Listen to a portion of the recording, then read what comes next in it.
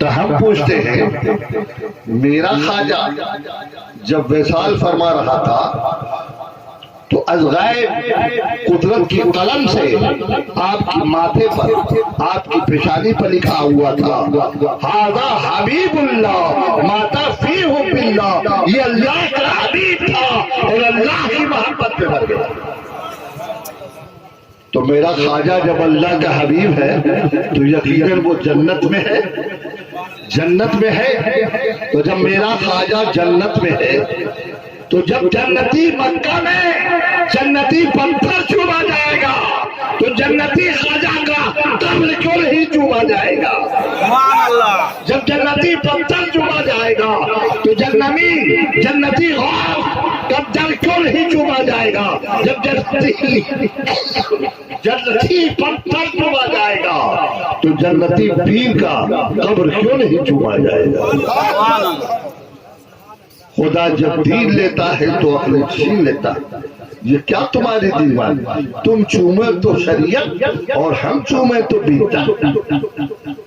हम चूमे तो बिद्दत और तुम चूमो तो शरीयत।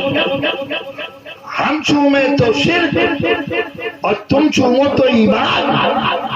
ये क्या बेईमानी है? ये क्या बेईमानी है? सुनो, जन्नत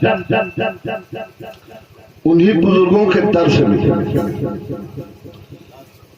मक्का में क्या है? जन्नतुल मुअल्ला। और मदीने में क्या है? जन्नतुल बकी।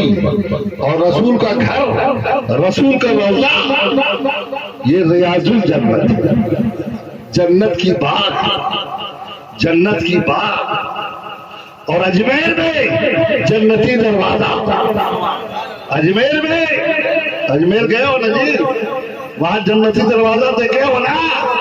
तो जन्नती दरवाजा अजमेर में और जन्नतुल मुअल्ला मक्के में, जन्नतुल बकी मदीने में और रियाजुल जन्नत रसूल का रोज़े अनवर। और सुनो, ये रसूल का रोज़े अनवर जो है ये जन्नत का हिस्सा, जन्नत का एक टुकड़ा। उलमा फरमाते हैं कि जब क़यामत में हज़रत इसराफील सूर फूकेंगे ना तो दुनिया खत्म हो जाए। पहाड़ रुई की तरह सब टुकड़ा टुकड़ा होकर के उड़ने लगेगा, फूकने लगेगा, सब तहस नहस हो जाएगा। लेकिन जब सूर फूका जाएगा दुनिया फिना हो जाएगी, पहाड़ रुई की तरह टुकड़े टुकड़े हो जाएगा। लेकिन मेरे रसूल का रोज़े अनवर, रसूल का मेरे रसूल का घर, आपका कब्रे अनवर, आपका रियाजुल जन्नत। उलमा फरमाते हैं कि फरिश्ते आएंगे और जितना हिस्सा रसूल का रोज़े अनवर है उतने टुकड़े को उठा लेंगे और जन्नत में जाकर डाल देंगे।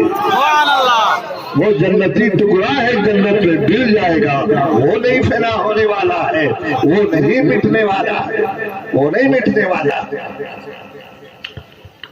तो देखो मेरे दोस्तों, रियाजुल जन्नत मदीने और जन्नती दरवाजा अजमेर में। जन्नत तो हमारा मकान है और अजमेर हमारा दरवाजा है। बोलो, कोई ऐसा पहलवान है बड़ा वहाबी? कोई भी वहाबी हो या देवबंदी या कादियानी या हक्कानी, अगर वो अपने घर में जाना चाहे तो डायरेक्ट जा सकता है? नहीं, दरवाजे से जाएगा। बगैर दरवाजे के कोई जा सकता है? आप घर बनाया और कहे दरवाजे से नहीं है, उधर से डायरेक्ट भाग जाएगा तो जाएगा? घर में जाने के लिए दरवाजा चाहिए, घर में जाने के लिए दरवाजा चाहिए। दरवाजे ही से आप मकान में दाखिल हो सकते हैं। तो जन्नत हमारा मकान और जन्नत का दरवाजा अजमेर। लिहाजा जो वलियों के कदमों में जाएगा, जो वलियों के दर पर जाएगा, जब ही जन्नत में दाखिल होंगे। इसीलिए हम लोग अल्लाह के वली से दोस्ती करते हैं, क्योंकि जन्नत हमें इन्हीं के घर से मिलेगी, इन्हीं के दर से मिलेगी। और जिसको दर नहीं मिलेगा उसको घर भी नहीं मिलेगा। जन्नत तो ख्वाजा के दर है।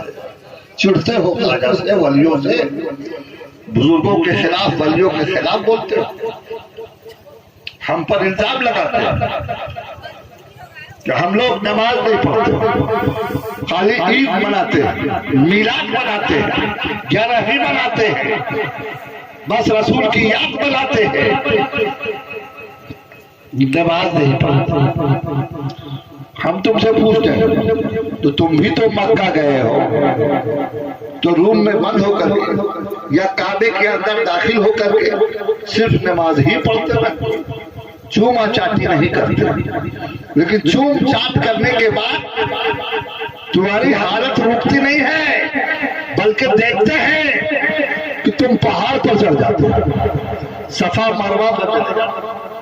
सफा मरवा है क्या? सफा मरवा में क्या सफा पर मस्जिद है या मरवा में मस्जिद है? सफा एक पहाड़ है, मरवा भी एक पहाड़ है। न इस पहाड़ी पर मस्जिद, न उस पहाड़ी पर मस्जिद। वहां तुम गए क्यों चले गए? बल्कि हम तो अगर गौर करें, तारीख का अगर मुताला करें, तो सफा और मरवा ये 2 पहाड़ हैं। मेरे रसूल की आमद से पहले, यहां तक के हजरत खलील की आमद से पहले असाफ और नाला ये दोनों एक ही इंसान थे। असाफ बिन याला, मुसमात नायला दोनों मुल्क यमन के रहने वाले थे। असाफ बिन याला, मुसमात नायला दोनों मुल्क यमन के रहने वाले थे। असाफ मर्द था और नायला औरत थी। इन दोनों को आपस में मोहब्बत हो गई, आपस में एक दूसरे से प्रेम हो गया था, इश्क हो गया था। और ये दोनों मुल्क यमन से चलते चलाते मक्का चले आए। और जब मक्का आए तो शैतान ने ऐसा पगलाया कि दोनों ने गुनाह कबीरा कर दिया, ज़ना कर दिया, गुनाह कबीरा कर दिया। लोग गुस्साए मक्का वाले कि तुम मक्का में आके ज़ना कर लिए, ये तो गुनाह कबीरा है, इससे बड़ा गुनाह क्या होगा। लोगों ने उन दोनों को सजा दिया और दोनों को कत्ल कर दिया, सूली दे दी। और फिर उसके बाद कहा कि कत्ल तो कर दिया, लेकिन क्या किया जाए, इसकी लाश को दफन कर दिया जाए, जला दिया जाए। लोगों कहा नहीं, इसे बाकी रखा जाए। तो आसाफ की लाश को कोहे सफा पर रखा गया, सफा पहाड़ पर, और नायला जो थी उसकी लाश को मरवा पहाड़ पर रखा, ताकि लोग इन दोनों को देखें तो इससे इबरत हासिल करें, सबक हासिल करें कि जो कोई गुनाह करता है, गुनाह कबीरा करता है, तो उसे यही सजा दी जाती है कि कत्ल कर दिया जाता है। इसलिए इन दोनों के लाश को बाकी रखा जाए, एक को कोहे सफा पर और एक को कोहे मरवा पर रखा। कुछ दिन के बाद लाश सड़ गया, लाशें सड़ गए, गल गए, तो देखा लाश सड़ गया, गल गया, तो ये तो मिट जाएगा, इनकी यादें खत्म हो जाएंगी। तो लोगों ने उन दोनों के बुत बना दिए ताकि इसकी याद जिंदा रहे, लोग सबक हासिल करें, इबरत हासिल करें।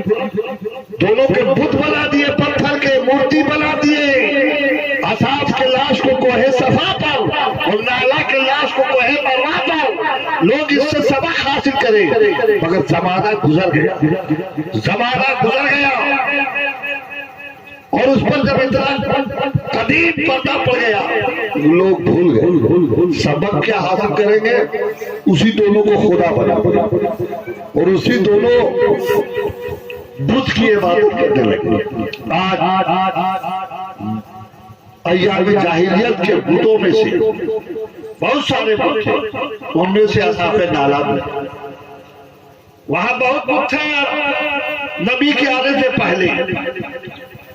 कबीले खजरत, वजीर बाजार कबीले खजरत का बुत था, होबल कबीले अबू सुफियान का, अब कुर्बानी चढ़ाने का बुत था, जुल्कफील लकड़ी का बुत था, उम्मे अनस साद बिन मलकान का बुत था, बनु हरस बनी शकल का बुत था, मुबहम बनु वजीरा का बुत था, असाब बिन जाला मुसाबात नाला बिन भुद्दू बनु कलब का बुत, यशु बनु अक्कर का बुत।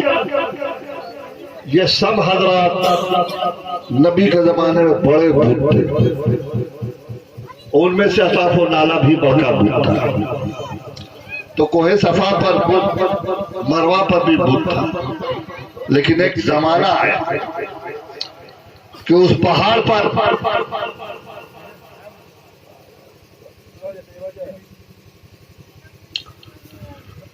नमाज में हरकत करना, देखेगा नमाज में ये भी इबादत है, एकदम खामोश हमातन गोश बने रहते।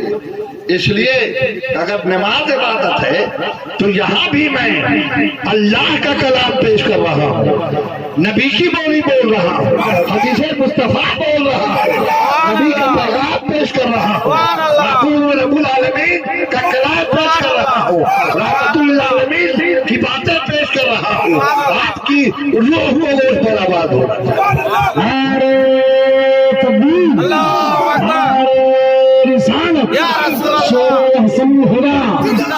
कमरी शेर बदर, शाकरी शेर बदर, खलीफा ताजु शरिया। इसलिए कि ड्राइवर अगर गाड़ी चलाए तो जरा सा दाएं बाएं ताके तो वहां जान जाने का खतरा है, लेकिन इस महफिल में दाएं बाएं तकाए तो यहाँ जान नहीं बल्कि यहाँ ईमान जाने का खतरा है। ईमान हम बोलेंगे प्याज हराम है, आप घर जाके बीबी को कहिएगा प्याज हराम, कहिएगा सुने ना मौलाना का प्याज हराम है, अब उठ के गए घर में जितना प्याज था फेंकने गया। बीवी ने कहा क्यों प्याज, कब मौलाना ने कहा कि प्याज हराम, मौलाना कहा कि क्यों है प्याज हराम कर दिया, कहा नहीं प्याज नहीं मैं तो ब्याज बोला, जरूर है कि सो रहा तो सो रहे होंगे तो ब्याज को प्याज सुन लेंगे। इसलिए यहाँ रूह को कुछ बराबर, इसलिए कि मैं कोई टेप रिकॉर्ड नहीं हूं जो चाप दिया आप कुछ करो ढिसू ढिसू करते रहो ये बचता रहेगा। नहीं, आपकी तवज्जो अगर रही तो मैं भी बोलता रहूंगा और अपना इधर उधर रहे तो ये जो बातें निकल रही है ये सब खत्म हो गया। बाहर का एक जमाना आया, हजरत इब्राहिम हजरत इस्माइल का कौन